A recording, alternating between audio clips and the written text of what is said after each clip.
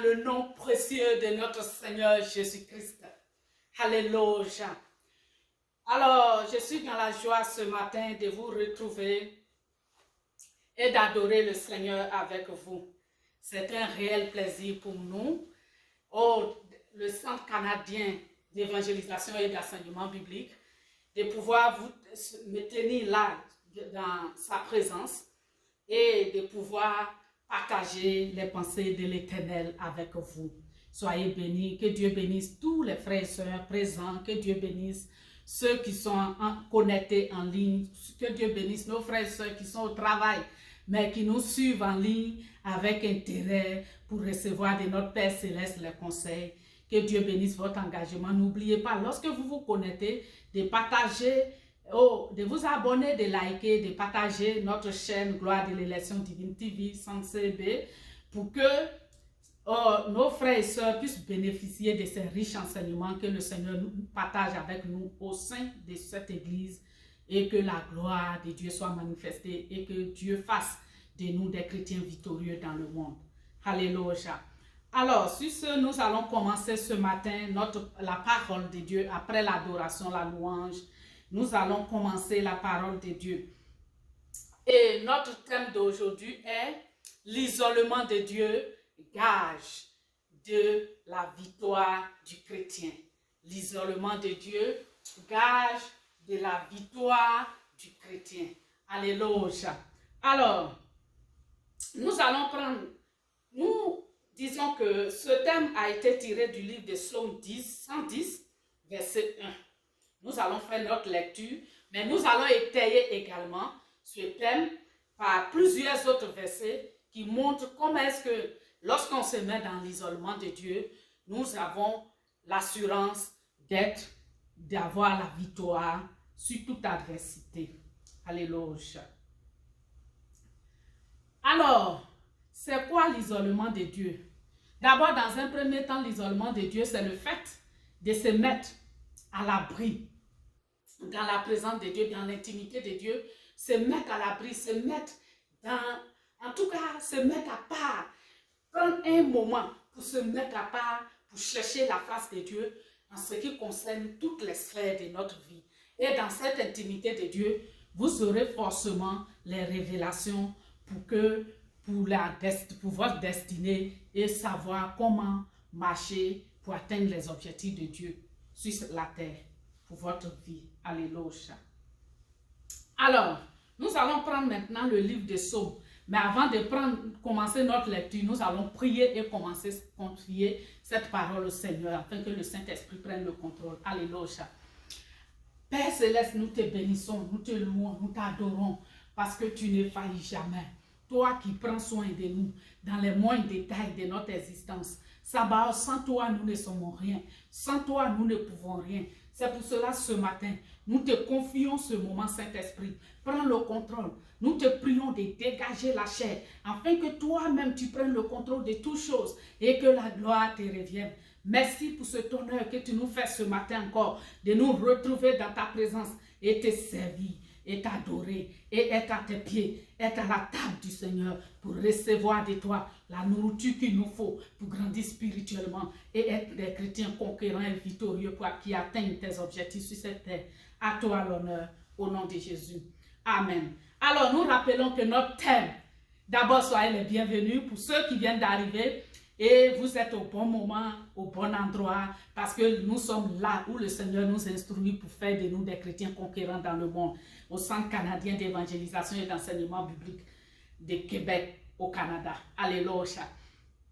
Alors, nous avons dit que notre thème était l'isolement de Dieu, gage de la victoire du chrétien. Et nous avons dit que ce thème était tiré du livre de Psaume 110, mais nous allons étayer également avec plusieurs autres versets. Alors, nous allons faire notre première lecture maintenant, qui est le livre de Psaume 110. La Bible dit, « Assieds-toi à ma droite, jusqu'à ce que je fasse de tes ennemis tes marchepieds. » Alléluia. Psaume 110, verset 1. « Assieds-toi à ma droite, jusqu'à ce que je fasse de tes ennemis ton marchepied. » Là, il s'agit, c'est Dieu qui s'adresse à Jésus-Christ. parlant de s'asseoir à la droite de Dieu, assieds-toi à ma droite, fait référence aux chrétiens également, car la Bible dit que notre vie est cachée en Christ et Christ étant caché en Dieu, nous sommes également cachés en Dieu. Alors, lorsque Dieu dit à Christ, assieds-toi à ma droite, jusqu'à ce que je fasse de tes ennemis tes marchepieds.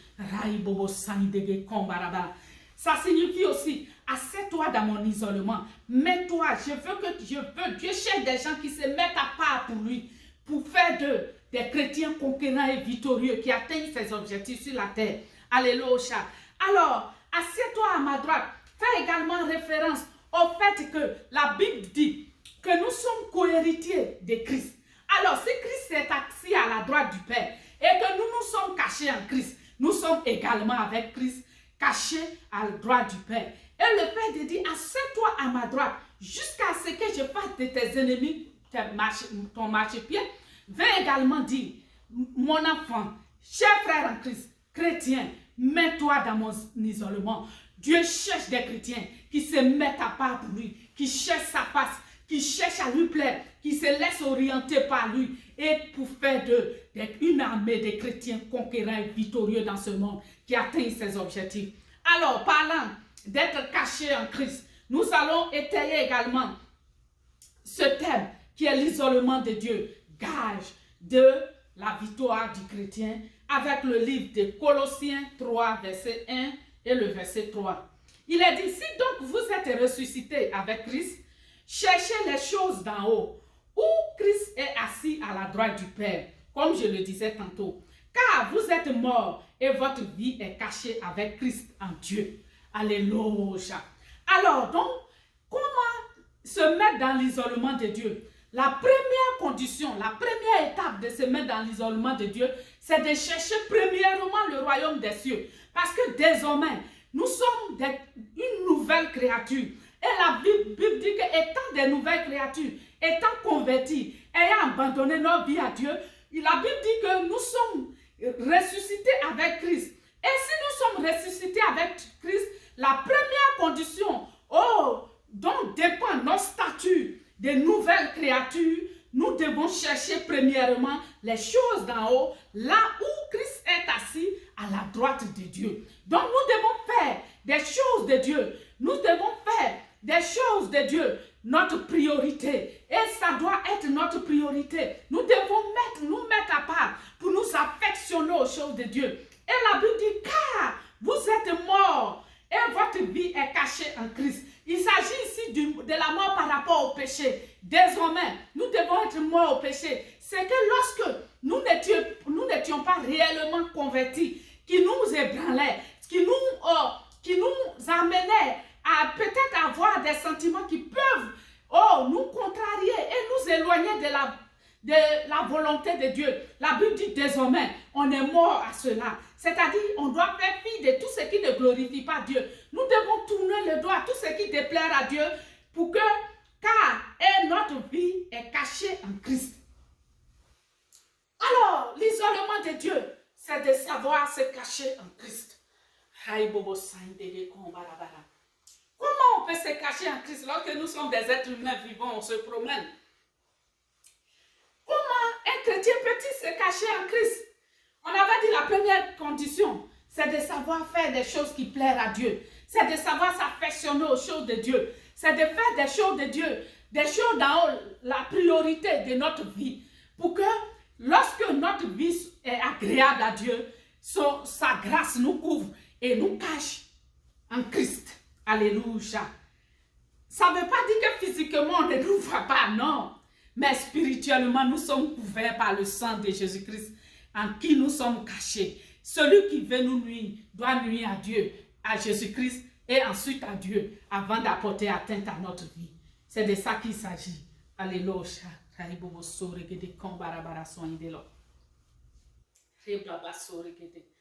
Alors, nous allons voir maintenant quelles sont les conditions de Dieu pour être dans l'isolement de Dieu. Comment se mettre dans l'isolement de Dieu? D'abord, l'isolement de Dieu également fait référence au discernement. Alléluia. Alléluia. Nous allons étayer, avant de poursuivre, avant de démontrer comment est-ce que l'isolement de Dieu fait référence également au discernement. Nous allons aller dans le livre de Matthieu 2, versets 12 à 14. Alléluia. La Bible dit, puis divinement averti en songe, de ne pas retourner vers Hérode, ils regagnaient leur pays par un autre chemin. Bien-aimé, il faut faire très bien attention à cette lecture. Elle est primordiale parce que souvent, nous lisons la parole de Dieu sans faire attention aux détails qui sont primordiaux pour notre foi chrétienne et même pour notre identité chrétienne. Nous devons faire attention aux détails qui sont primordiaux pour notre identité chrétienne. Et ces détails-là sont très ressortis dans ce verset. La Bible dit divinement averti en songe de ne pas retourner vers Hérode. Ils regagnaient leur chemin par un autre chemin. Leur pays par un autre chemin, désolé. Alors ici, la Bible parle de l'histoire d'Hérode. L'histoire relate que lorsque Jésus-Christ est né, les mages ont vu l'étoile et ils ont suivi l'étoile. Alors, passant près de Hérode, Hérode leur a demandé, mais où allez-vous comme ça? Ils ont dit que nous avons vu une étoile brillante qui nous indiquait que le roi des Juifs est né. Alors, par ruse, Hérode d'abord est rentré dans une grande colère parce qu'il ne peut pas accepter que sur son territoire, il y ait un autre roi que lui qui soit né. Alors, donc, par ruse, comme il ne sait pas où l'enfant se trouve, par ruse, il cherchait à détruire la vie de l'enfant pour ne pas qu'il y ait un roi qui puisse le concurrencer. Alléluia. Et par ruse, il a dit au mage que si vous partez, que vous l'avez retrouvé, revenez vers moi pour m'indiquer où il se trouve pour que moi aussi j'aille l'adorer. Bien-aimé, ce verset a trait de nous ouvrir les yeux sur le discernement. Comment discerner la ruse de l'ennemi? La Bible dit divinement averti en songe de ne pas retourner vers Hérode. Ils regagnaient leur pays par un autre chemin. Alléluia. Alors, on avait dit la première condition de se mettre dans l'isolement de Dieu, c'est de s'affectionner aux choses d'en haut, de faire des choses de Dieu notre priorité. Et quand tu fais des choses de Dieu ta priorité, ta vie plaire à Dieu, Dieu aussi va te confier les secrets du monde. Que ce soit dans les visions, que ce soit dans les songes, que ce soit par télépathie, Dieu va te communiquer ce que l'ennemi réserve, ce que le diable réserve contre toi. Également, et cela peut t'amener à éviter les pièges du diable dans ta vie. Alléluia. Alors, la Bible dit que divinement avertis en songe, ils sont partis par un autre chemin. Ils se sont mis dans l'isolement de Dieu en évitant le chemin d'Hérode. Bien-aimé, la Bible dit par ruse. Il a dit au mage que si vous l'avez trouvé, montrez-moi là où il est pour que je puisse l'adorer. Bien-aimé, on peut t'acclamer, on peut même t'amadouer, on peut même te faire des tons, juste pour te nuire, juste pour te rapprocher de toi, par ruse, pas par amour. C'est pourquoi tu as besoin de discernement, c'est pourquoi tu as besoin de faire des choses de Dieu. Oh, ta priorité, pour que Dieu se révèle à toi lorsqu'il y a un danger, pour que Dieu se révèle à toi, pour que Dieu puisse t'avertir, tu as besoin de te mettre dans l'isolement de Dieu, pour que tu aies la révélation de tout ce qui, se trame contre ta vie.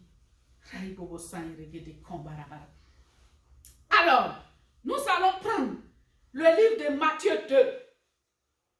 Matthieu 2, verset 13 maintenant, 14. Il a dit que lorsqu'il fit partir, c'est-à-dire les mages qui sont venus adorer le Seigneur Jésus à sa naissance, et à qui Hérode avait dit que si vous le trouvez, dites-moi, revenez pour me montrer là où il est pour que j'aille aussi l'adorer. Combien de personnes les gens n'ont pas adoré? Combien de personnes bien aimées? Oh, tellement le cœur de Dieu. Le cœur de Dieu. le cœur de Dieu est attristé de ce que beaucoup de chrétiens ne savent pas éviter les pièges. Combien de gens, les gens n'ont pas acclamé. Combien de gens, les gens n'ont pas amadoué. Combien de gens, les gens n'ont pas fait croire qu'ils ont un semblant de gloire juste par ruse. Combien de gens à qui les gens n'ont pas couvert des dons, juste par ruse, pour s'approcher d'eux, pour nuire à leur vie. Oh, bien-aimé, fais de l'Éternel ta priorité et mets-toi dans l'isolement de Dieu et fais ce qui lui plaît pour qu'il te révèle les secrets du monde. Alors la Bible dit, lorsqu'il, dans le verset 13 de Matthieu 2 maintenant, lorsqu'il vit partir, c'est-à-dire les mages qui sont venus adorer le Seigneur, lorsqu'ils sont partis, la Bible dit un ange du Seigneur apparut, un songe à Joseph, et dit, lève-toi, prends le petit enfant et sa mère, fuis en Égypte et reste ici jusqu'à ce que je te parle, car Hérode cherchera le petit enfant pour le faire périr. Nous allons, dans ce verset, on va relire, et puis il y a un fait là que je vais relever, qui est très important, qui montre l'importance, comment on appelle, l'exigence de Dieu en ce qui concerne l'isolement pour préserver ta vie et ma vie du danger, frères et sœurs en Christ. Alors, on relit le verset 13 de Matthieu 2. Il dit, lorsqu'il fit partir, voici un ange du Seigneur apparut en songe à Joseph et dit, lève-toi, prends le petit enfant et sa mère, fuis en Égypte et reste ici jusqu'à ce que je te parle. Nous allons souligner, reste ici jusqu'à ce que je te parle. On va y revenir tantôt. Le verset 14 dit, Joseph se leva, prit de nuit le petit enfant et sa mère et se retira en Égypte. Alléluia. Bien-aimé, pour que Dieu te révèle les secrets du monde, pour que Dieu t'avertisse de ce que l'ennemi, le diable, prépare contre toi, mon frère, ma soeur, il te faut rester dans l'isolement de Dieu. Il te faut trouver un camp pour être mis à part pour Dieu. Ce n'est pas à toute époque de ta vie que tu dois être dans tout, partout, à la fois, dans n'importe où, dans chaque cérémonie. Non. Il faut trouver un temps pour te mettre dans l'isolement de Dieu. Chercher réellement la face de Dieu en ce qui concerne ta destinée, afin que Dieu te révèle les secrets du monde concernant ta destinée. Alléluia. J'avais dit qu'on allait souligner, fuis en Égypte et reste ici jusqu'à ce que je te parle. Ça parle ici de l'isolement de Dieu. Rester caché dans la présence de Dieu. Il dit, reste ici jusqu'à ce que je te parle. Ça veut dire quoi? Tu ne dois pas quitter le filet de sécurité où Dieu t'a mis. Tu ne dois pas quitter là où Dieu t'a placé. Tu ne dois pas désobéir aux consignes de Dieu. Lorsque Dieu se révèle à toi pour te révéler le plan, j'avais dit, le plan destructeur de Satan et ses agents contre ta vie. Quand Dieu te dit, reste là. Peu importe ce que les autres vont dire, reste là. Parce que cela, il va de ta vie. Cela, il va de ta destinée. Cela, il va de ton avenir. On ne joue pas avec sa destinée. On ne joue pas avec son avenir. Il faut protéger jalousement ce que Dieu t'a donné en obéissant aux consignes de Dieu pour ta vie. Oh, combien par ruse les gens n'ont pas adoré. Combien de personnes, combien de chrétiens ne se sont pas fait avoir par ruse. Les gens les ont acclamés, les gens les ont adorés, on dit tu es bon, tu es gentil, tu es meilleur que l'autre. Oh, par acclamation, juste par ruse, pour t'atteindre et mettre fin à ta destinée. Bien-aimé, il est important pour toi de rester là où Dieu t'a placé, sous sa sécurité, jusqu'à ce qu'il te parle. C'est-à-dire, quand Dieu t'a dit fais ci, tant qu'il n'est pas revenu vers toi pour dire maintenant, oh, alléluia, ton confinement est terminé. Parce que l'isolement, il s'agit aussi, au plan humain, on parle de confinement. Chez Dieu, il y a confinement. confinement spirituel pour toi seul, pour préparer ta destinée, pour préparer les années à venir de ta vie. Dieu, souvent, lorsque tu fais ce qui lui plaît, il se révèle à toi et il te donne des consignes à observer. Il te met dans un confinement, dans un isolement, toi seul, pour que tu atteignes tes objectifs. Et la Bible dit, il a dit à Joseph, reste ici. Alléluia. Jusqu'à ce que je te parle. C'est-à-dire, tant que Dieu qui t'a dit, reste là. Tant que lui ne t'a pas dit que la donne a changé, que tu peux y aller maintenant, que tu peux sortir de ton isolement, tu ne dois pas sortir quoi qu'il arrive. Quoi qu'on dise autour de toi, tu ne dois pas sortir de l'isolement de Dieu. Car bien-aimé, souviens-toi et retiens le bien. Cela, les consignes de Dieu sont faites pour te préparer à ta destinée. Et si tu sors du filet de sécurité de Dieu, cela ne dépendra pas de Dieu. Alléluia. Merci Sabaoth. On avance. Nous allons prendre le livre de Proverbes. Proverbes 22, verset 1 et le verset 10. Non. Proverbes 22, verset 3, verset 10, le verset 24 et le verset 25. Alléluia. Il dit, l'homme prudent voit le mal et se cache, mais les simples avancent et sont punis, malheureusement. L'homme prudent voit le mal et se cache, mais les simples avancent et sont punis. Alléluia. Alors, tantôt je disais que l'isolement de Dieu fait également référence à la vigilance. Ici, la prudence est mise pour la vigilance. Et fait appel également au discernement. C'est-à-dire, quand tu fais ce qui plaît à Dieu, quand tu es rempli du Saint-Esprit et que Dieu te communique les pensées du monde, la sagesse, le code de fonctionnement du monde, oh, tu as le discernement pour voir quels sont les plans et les pièges de Satan contre ta vie. Et la Bible dit que tu te caches.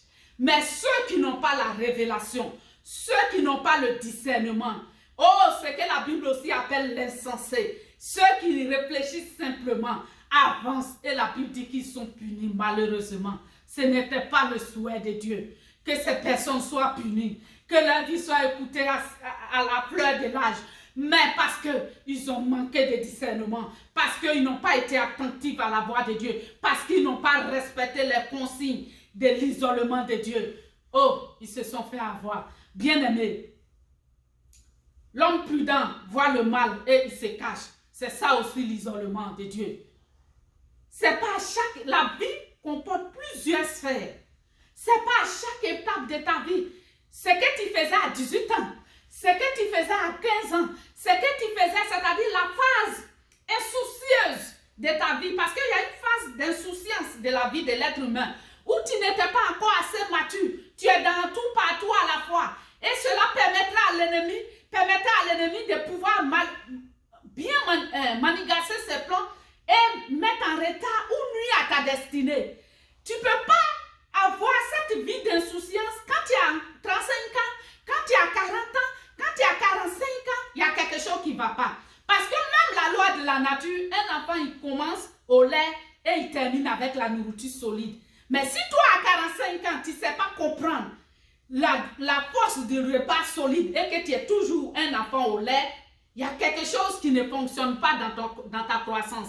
On appelle ça défaut, comment on appelle? De croissance. Il y a un retard de croissance. Il y a une anormalie dans le fonctionnement. C'est pareil pour la vie spirituelle. Il faut que tu atteignes l'étape où tu es capable de manger la nourriture solide qui te permet d'être inébranlable dans ton identité chrétienne. Alléluia. Et la Bible dit, l'homme prudent voit le mal et se cache, mais les simples avancent et sont punis. La prudence, je le disais, fait référence au discernement, à la vigilance, pour éviter les pièges de l'ennemi. Parce que lorsque tu fais ce qui plaît à Dieu, Dieu te révèle toujours ce que l'ennemi prévoit contre toi. Et à toi, c'est de ta responsabilité d'éviter ces pièges-là.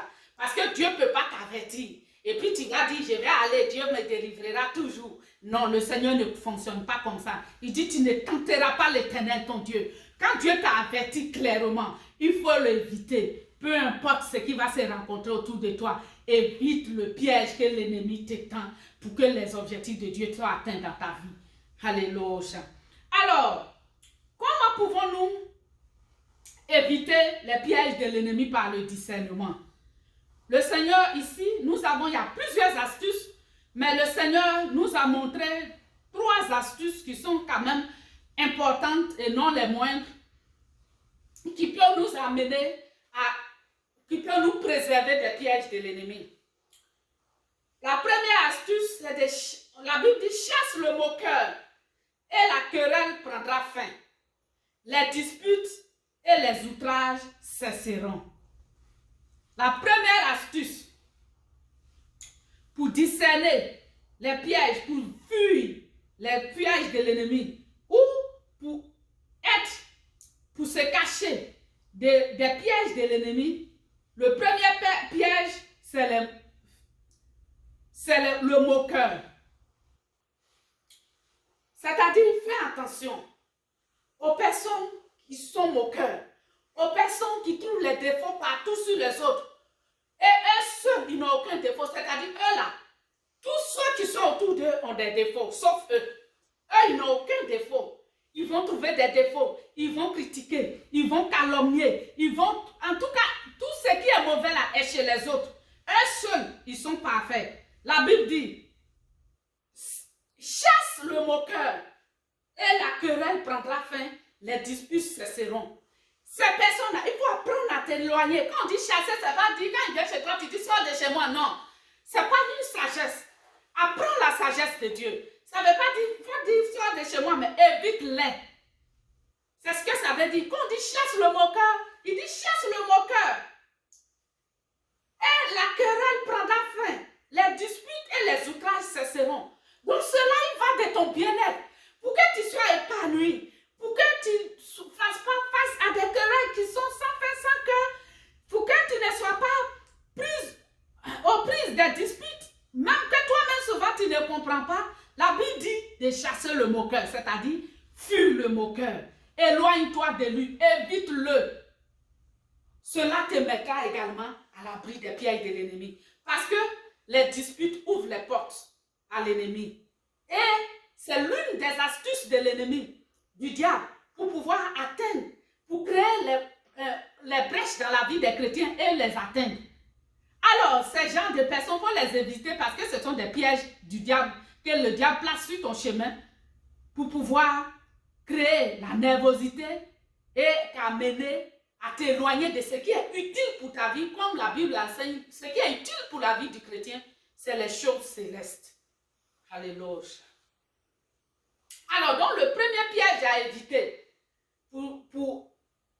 qui nous permet de se mettre à l'abri de Dieu, quand tu vois ce piège de loin, il faut te mettre à l'abri, est le moqueur. Évite-le. Comme ça, ta vie ne sera pas chaque jour une vie de querelle. Les gens ne vont pas, tu ne vas pas te trouver aux prises des querelles et des disputes inutiles.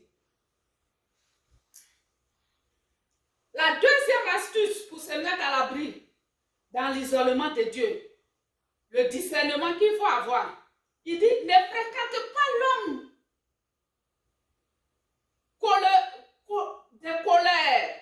Alléluia. Ne fréquente pas l'homme de colère. Ne va pas avec l'homme violent. Évite également le discernement pour voir que l'amitié dans laquelle je suis, ou quand petit amusement, tout est colère, ou quand, comment on appelle, quand toi tu vas en paix, les gens viennent vers toi avec violence, il faut t'en éloigner. Il faut t'en éloigner pour mettre ta vie à l'abri du danger. Parce que ce sont des pièges que l'ennemi place devant ton chemin. Ils vont venir souvent par ruse. Pendant que toi, tu vas en paix, et ils viennent avec la violence et la colère. Va s'emparer de toi et ça sera un piège que l'ennemi t'étend. Il faut l'éviter. Et souvent même, Ils te le disent ouvertement. On t'a tendu un piège et puis tu es tombé dedans. Ah bon?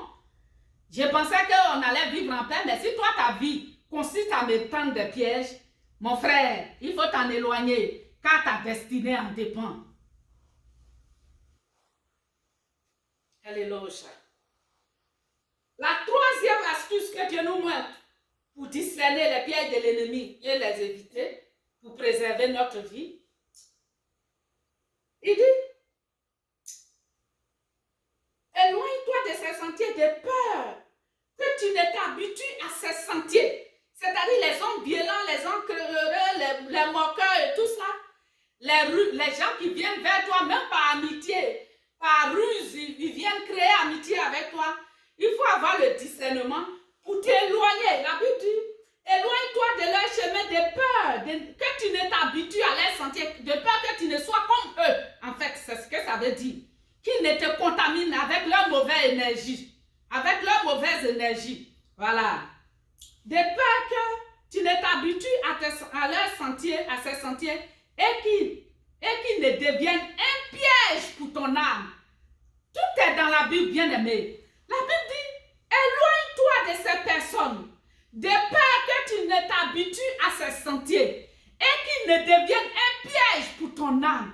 Tout est dans la Bible. Bien-aimé, ça veut dire que ces personnes viennent vers toi, mais pas par amitié, pas par gentillesse, pas parce qu'ils t'aiment, mais parce que ce sont des pièges, des bombes spirituelles que Dieu place sur ton chemin pour mettre fin à ta destinée. C'est pourquoi il est important, bien-aimé. C'est pourquoi il est important, bien-aimé sœur en Christ. Il est important, bien-aimé frère en Christ, de se mettre dans l'isolement de Dieu. À un certain moment de ta vie, il est important que tu apprennes à manger la nourriture solide qui te permet de discerner les pièges de l'ennemi, qui te permet de rester dans l'intimité de Dieu pour que Dieu te révèle ce que l'ennemi prépare contre toi et que tu puisses en éviter. Quoi qu'on raconte autour de toi, préserve ta vie, car ton identité, ta vie est bien plus précieuse que tout ce que tu peux avoir comme acclamation des hommes.